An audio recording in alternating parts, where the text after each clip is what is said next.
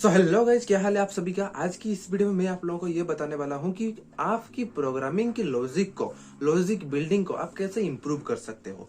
Okay, तो आज की इस वीडियो में हम इस सभी के बारे में डिस्कस करेंगे कि आप कैसे इंप्रूव कर सकते हो, क्या क्या आपको स्टेप लेना चाहिए और कैसे आप हर एक लैंग्वेज में सेम ही लॉजिक को बिल्ड कर सकते हो इजीली। ओके, तो बने रहिए वीडियो के साथ, तब तक लास्ट तक बने रहिए और हमारे चैनल को जरूर सब्सक्राइब करके रखिएगा। ओके, तो फर्स्ट पॉइंट यह होता है कि प्रैक्टिस।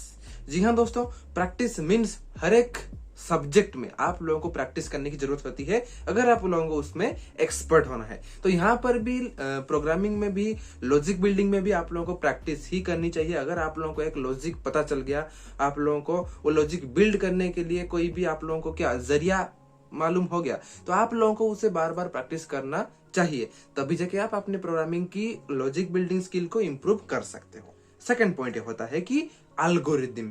जी हाँ दोस्तों, एल्गोरिदम को और डेटा स्ट्रक्चर को आप लोगों को जरूर एक बार तो ब्रीफली पढ़ना चाहिए। मतलब यह हो गया कि बेसिक वाले एल्गोरिदम क्या क्या स्टेप होते हैं, क्या क्या एल्गोरिदम्स यहाँ पर यूज होते हैं, इन सभी के बारे में आप लोगों को थोड़ा सा नजदीक से जाकर समझना पड़ेगा कि कैसे। मान लीजिए कोई आप लोगों को एक प्रोग्राम मिला है और उसमें पूछा गया है कि how to find out a number is even और ऑड, तो इसके बारे में आप लोगों को लॉजिक क्या लगेगा। जी हाँ, इसके लिए आप लोगों को फर्स्ट ऑफ ऑल कि एल्गोरिथम को समझना पड़ेगा, डेटा स्ट्रक्चर को पढ़ना पड़ेगा। और हाँ, एक और पॉइंट ये होता है कि आप लोगों को अगर लॉजिक बिल्डिंग में एक्सपर्ट होना है तो आप लोगों को क्या करना चाहिए, प्रोग्रामिंग की बेसिक के बारे में, प्रोग्रामिंग का हर एक बेसिक, हर एक थ्योरी के बारे में, हर एक इंपॉर्टेंट कंसेप्ट के बारे में क्लियर होना चाहिए, तभी जाके आप लोग क्या करोगे, लॉजिक बिल्डिंग में एक्सपर्ट हो सकते हो।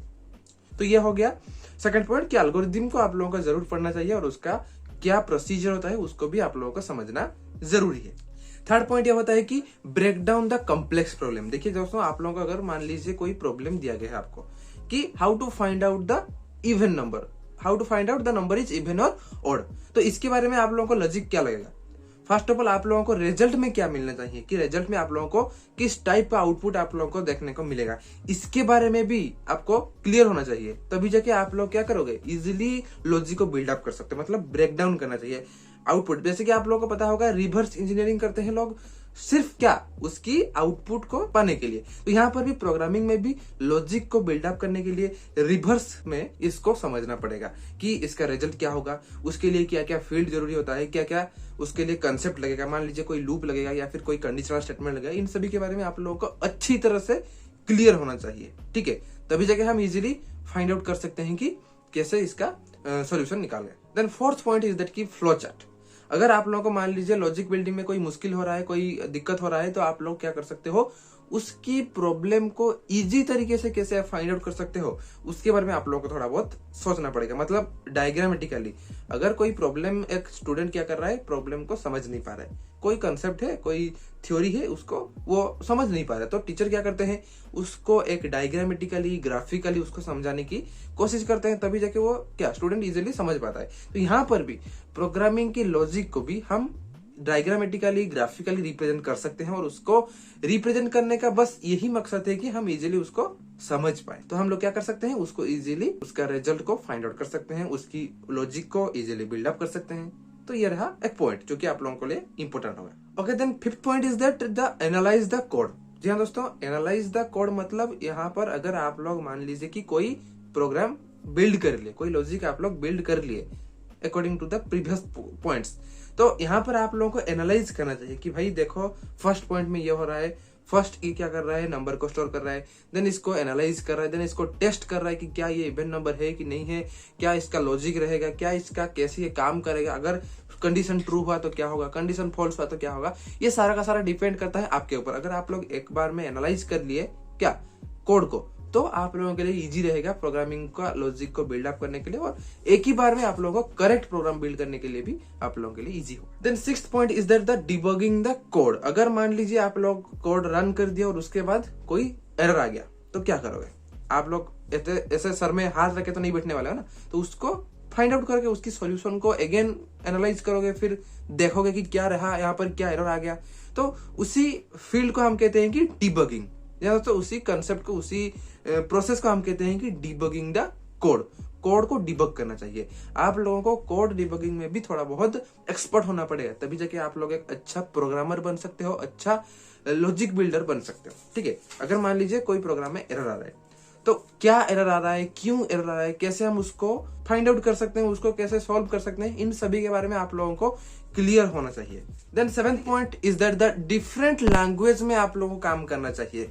अगर मान लीजिए कोई एक लैंग्वेज में, जैसे कि C++ में हो गया, आप लोगों को लॉजिक बिल्डिंग में थोड़ा बहुत आप लोगों का पकड़ हो गया, तो क्या करोगे, नेक्स्ट स्विच करना है आप लोगों को जावा में या फिर कोई अलग पाइथन में। क्या, क्योंकि ऐसा क्यों करना चाहिए, क्योंकि आप लोगों की जो लॉजिक बिल्डिंग इंप्रूव हो, इसीलिए आप लोगों को एक लैंग्वेज, दूसरी लैंग्वेज, तीसरी लैंग्वेज, ऐसे ऐसे काम करना पड़ेगा। अगर आप लोग हर एक लैंग्वेज में लॉजिक बिल्डिंग में एक्सपर्ट हो गए, इसका मतलब यह है कि आप लोगों को अभी जो लॉजिक बिल्डअप में कोई भी दिक्कत आने वाला नहीं है। तो मेक श्योर दैट कि हर एक लैंग्वेज में आप लोगों को थोड़ा बहुत ट्राई करना चाहिए। हाँ, एक्सपर्ट होने के लिए क्या, एक्सपर्ट होने में क्या होगा, अगर आप लोगों को एक्सपर्ट होना है तो एक ही लैंग्वेज में आप लोगों को एक्सपर्ट होना है, बट मैं कह रहा हूँ कि यहाँ पर लॉजिक बिल्डिंग के लिए, ठीक है, समझ रहे हो ना, लॉजिक बिल्डिंग के लिए हर एक लैंग्वेज में थोड़ा बहुत आप लोगों को पकड़ होना चाहिए। Then 8th point is that the learn from mistake. जी हाँ दोस्तों, आप लोग अगर मान लीजिए अभी कोई मिस्टेक हो गया प्रोग्रामिंग में, तो उसी मिस्टेक को आप लोग नेक्स्ट टाइम उसको रिपीट नहीं होना चाहिए। ठीक है, अगर अभी मिस्टेक कर रहे हो तो उसको एनालाइज करके उसको समझो कि क्यों ये मिस्टेक हुआ, इसीलिए समझो क्योंकि नेक्स्ट बार वो मिस्टेक नहीं होना चाहिए।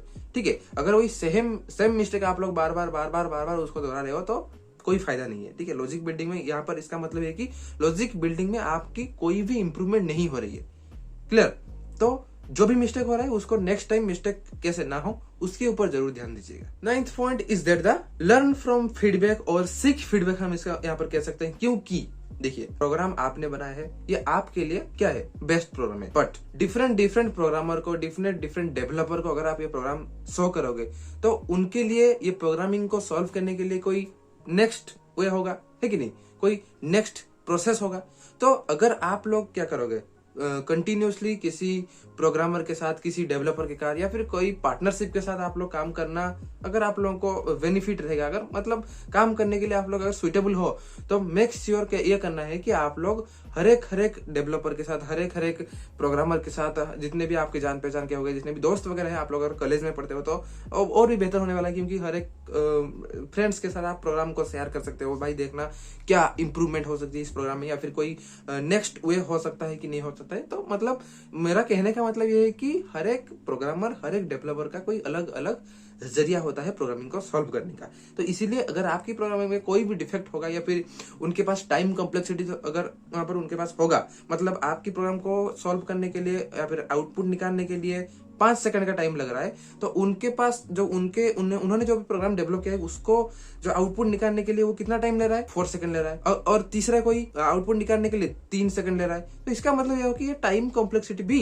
मैटर करता है। ठीक है, तो हर एक डेवलपर के साथ बात करके, हर एक दोस्तों के साथ आप लोग बातचीत करके अपने हिसाब से अपनी लॉजिक को भी यहाँ पर बिल्डअप कर सकते हो और इंप्रूव कर सकते हो। कहने का मतलब है कि इंप्रूव कर सकते हो। हाउ टू इंप्रूव हमने बताया, तो इंप्रूव इसके लिए आप लोग हर एक प्रोग्रामर के साथ या हर एक दोस्तों के साथ बात करके इजीली आप लोग फाइंड आउट कर सकते हैं। Then last point is that the continuous learning. जी हाँ दोस्तों, हर एक फील्ड में छोटे से लेकर बड़े तक जितने भी लोग यहाँ पर एक्सपर्ट हो गए हैं आज के टाइम में, तो उन्होंने एक ही प्रोसीजर फॉलो किया है। क्या है वो? Continuous learning. अगर एक स्टेप में आप लोगों को क्लियर हो गए, इसका मतलब यह है कि सेकंड स्टेप में आप लोगों को थोड़ा बहुत और जानना चाहिए, then third step, then fourth step, ऐसे ऐसे करके लेवल अप करते करते आप लोग ऐसे मुकाम में पहुंच जाओगे कि आप लोगों को पता भी नहीं चलेगा कि आपका लॉजिक बिल्डिंग में इंप्रूव कैसे हो गया। क्या दोस्तों, धीरे धीरे करके आपकी इंप्रूवमेंट होगी, और इंप्रूवमेंट के साथ साथ आपको भी एक कॉन्फिडेंस बिल्ड हो जाएगा कि हाँ भाई, मैं तो अभी थोड़ा बहुत प्रोग्राम का लॉजिक भी बिल्डअप कर सकता हूँ। भाई दीजिए, जितना प्रॉब्लम है, जितना क्या सोल्यूशन में आसानी से आप लोगों के लिए फाइंड आउट कर सकता हूँ। तो इसका कहने का मतलब ये कि 10th पॉइंट ये है कि कंटिन्यूअस लर्निंग मींस अगर आप लोग टच में रहोगे प्रोग्रामिंग के साथ और डेली बेसिस में प्रैक्टिस करते रहोगे, तो आपके लिए जरूर बेनिफिट होने वाला है और लॉजिक बिल्डिंग में आप लोग जरूर इंप्रूव करने वाले ही होंगे। ठीक है, तो मेक श्योर आप लोगों को ये सारा का सारा पॉइंट्स 1 से लेकर 10 नंबर तक इजीली समझ में आ गया होगा। ये सभी इजी पॉइंट्स है। ठीक है, इजी पॉइंट से आप लोगों को आसान भाषा में समझाया हूं, क्योंकि आज की टाइम में हर एक जो डेवलपर बनना चाहते हैं, जो प्रोग्रामर बनना चाहते हैं, उनके मन में ये हमेशा क्या परेशानी बनी रहती है कि कैसे भाई लॉजिक बिल्डअप कर लेते हैं ये लोग, कैसे भाई प्रोग्रामर लोग इतना बड़ा बड़ा सॉफ्टवेयर डेवलप करते हैं। तो कुछ भी नहीं होता है, सिंपल बेसिक फंडा ये होता है कि फर्स्ट ऑफ ऑल आप लोगों को बेसिक से क्लियर होना चाहिए, ठीक है। तो ये सभी पॉइंट्स को आप लोग अच्छे से ध्यान से रिपीट करो, इसको देखो, समझो, एनालाइज करो, फिर जाके आप लोगों को भी इंप्रूवमेंट होने वाली होगी, ठीक है। तो यस दोस्तों, आज की इस वीडियो में बस इतना ही। अगर आप लोगों के पास कुछ भी डाउट है तो आप लोग नीचे मुझे कमेंट्स में जरूर बताइएगा, और अगर आप लोगों को वीडियो पसंद आए तो इस वीडियो को जल्दी से लाइक कर दीजिए, और साथ साथ हमारे चैनल को सब्सक्राइब भी जरूर कर देना। थैंक यू फॉर वॉचिंग, मिलते हैं नेक्स्ट वीडियो में। Till then, great day, bye bye.